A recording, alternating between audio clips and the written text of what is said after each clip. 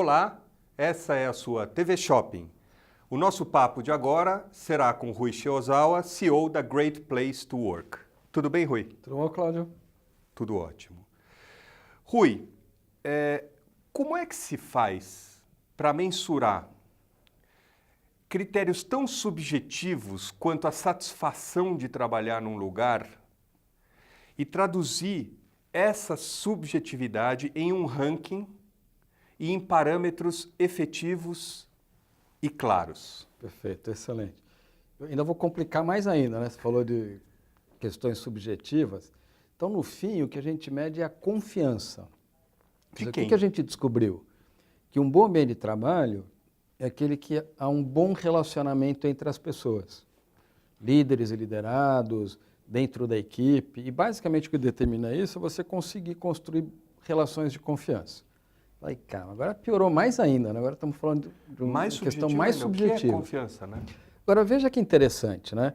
Se a gente transportar isso para a vida pessoal, se a gente falar em família, talvez a gente vai concordar que a confiança é um dos fatores mais importantes, tá certo? Sem dúvida. Pode dizer que é subjetivo, porém é uma das coisas mais importantes na nossa vida pessoal.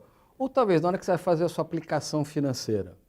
Provavelmente a coisa que você vai levar mais em consideração é a confiança que você tem na instituição financeira. Na instituição financeira, no gerente que te atende, quer dizer, naquele conjunto de características, aqui eu posso colocar meu dinheiro. Então a gente percebeu que isso é o que determina um bom ambiente de trabalho. Agora, a gente conseguiu ir traduzindo isso em medições objetivas. Quais são e quantas são?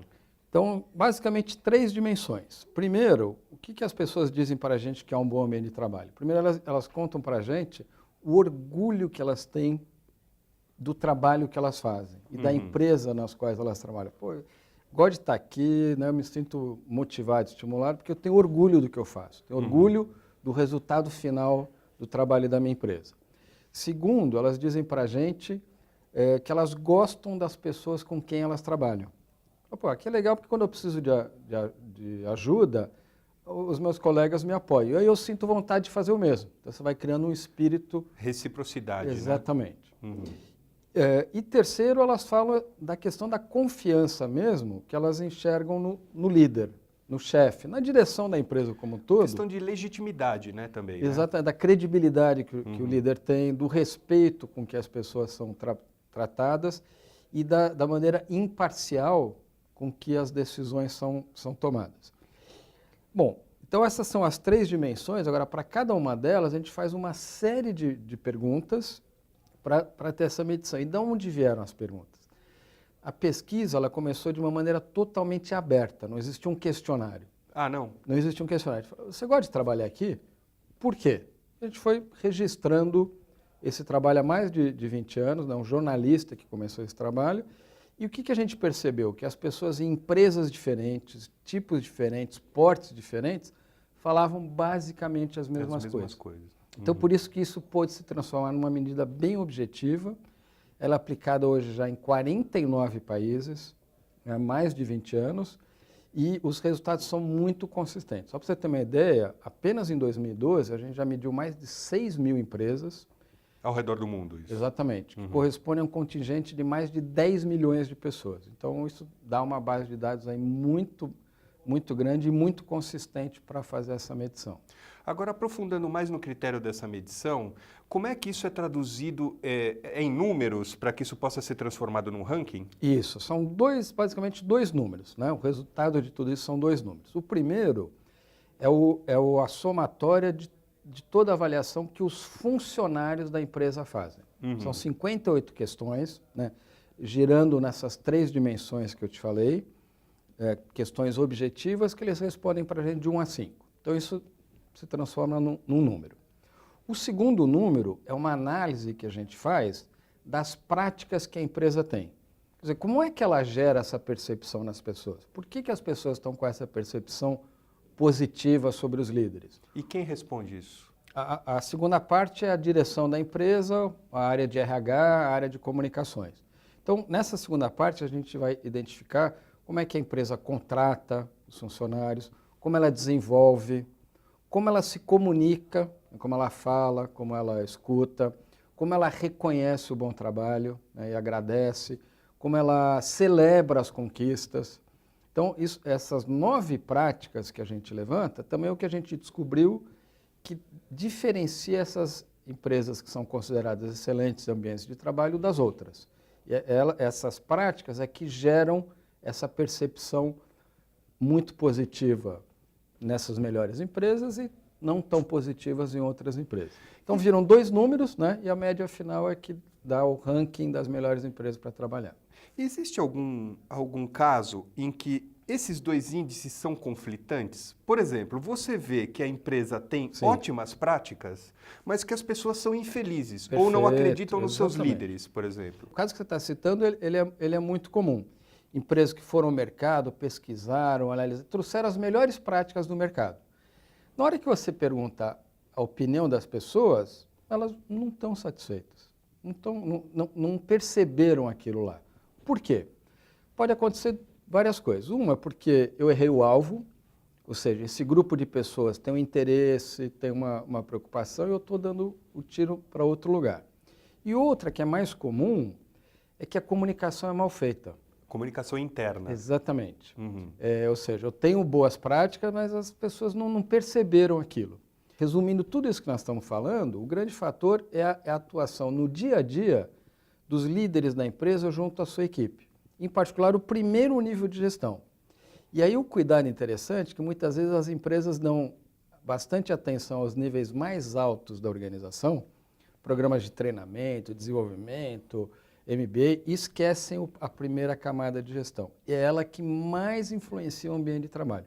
Ela que vai transformar essa prática numa percepção real das pessoas. Que as pessoas falam, pô, que legal essa empresa aqui, né?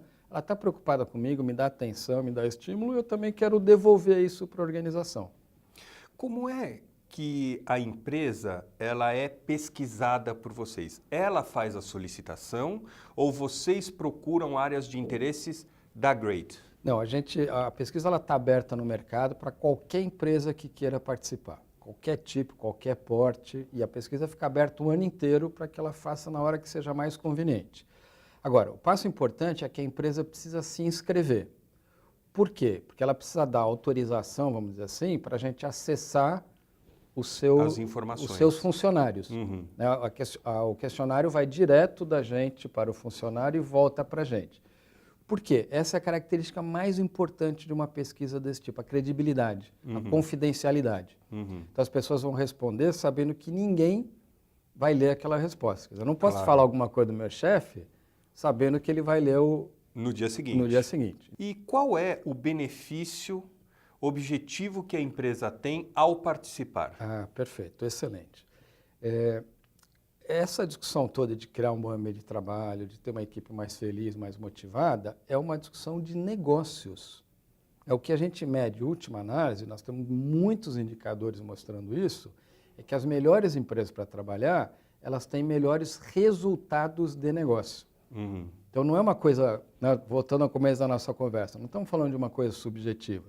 Todo esse trabalho a gente faz porque a gente conseguiu comprovar na prática que as melhores empresas são mais produtivas, são mais rentáveis, são mais inovadoras, elas têm um índice de rotatividade mais baixo, têm um índice de satisfação de clientes mais alto, têm desempenho em bolsa de valor superior. Nessa experiência que vocês tiveram com shopping centers, vocês notaram peculiaridades desse tipo de empresa? E quais peculiaridades, quais são essas boas práticas?